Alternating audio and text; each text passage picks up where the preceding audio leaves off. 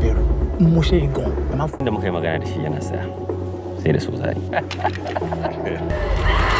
Kuma in kashe ki anan babu abun da zai. Guys, this 2025 Netflix movie starts off really fast and grips you immediately. Most of this movie is based off of a newlywed couple, Remi and Fola, who on their way from church with their friend Gozi, they got into the wrong hands of headsmen and their life changed forever. Guys, one of the things I love about this movie is the camera placement of this movie. I love that when they introduced popular actors in this movie, they kept us in a surprise. Like, for example, seeing Blessing in this movie, I didn't really know she was there, but you know, the revelation of popular faces kept us quite far, which I really like. That one of the scenes that kept me really surprised that I did not see coming, that was really short, and I was like, how come, was Abiba Alili's wife. After Alili had killed the Shan, I was so surprised that she was the one that went to inform them and they came for her husband.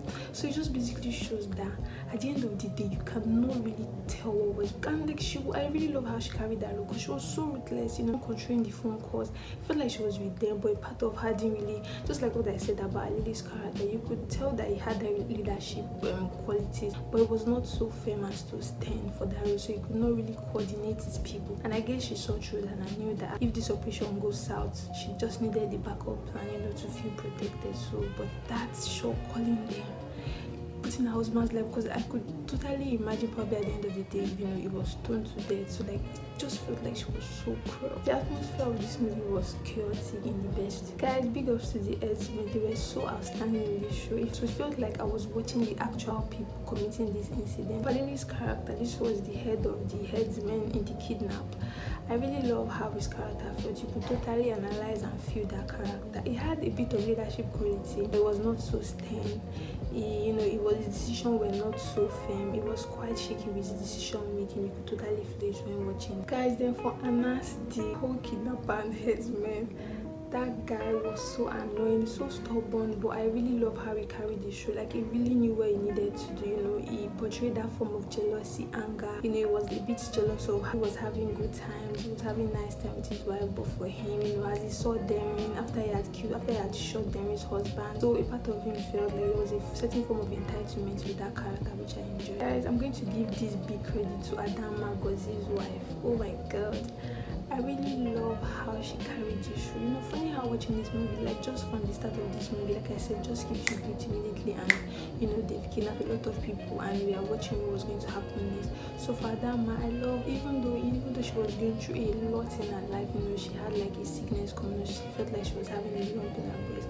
So she had what was going on for her, but the love she had for her husband, you know, still kept her. She was so steadfast, still trying so hard to raise money. So I really love, like, that character was a lot hardworking. She carried this movie a lot, so big ups to that. You know, when she went to her husband's family, because obviously they didn't want her, she knelt down. She was even ready to give up her family just for her husband to be brought back. I really love how she portrayed her. For the Iwanchukwu's character, you could tell that this movie was so chaotic and irrational. Because how would you tell you your son is kidnapped and you're still trying to spoil the marriage, trying to tell the wife that, you know, he married you and also she's trying to how you get your grandchildren. So like, it just felt so irrational and, you know, so cruel and greedy, but it was just what it was supposed to be. Inspector Gaba really did the job. I felt like it was quite a typical, you know, loyal, obedient policeman that we see in movies, to be honest. Guys, the makeup, especially for Gozi, they really did so with the makeup, you know, how, you know, his face felt so long. Even for Darren, I liked how she was in a shock for a while before she had to, you know, pick up herself back. But for last character, I don't know, these days, Kunle Remi's roles in movies is just really short for me. Like, just like in the party where it was killed, and now in the head it was killed again. Like, just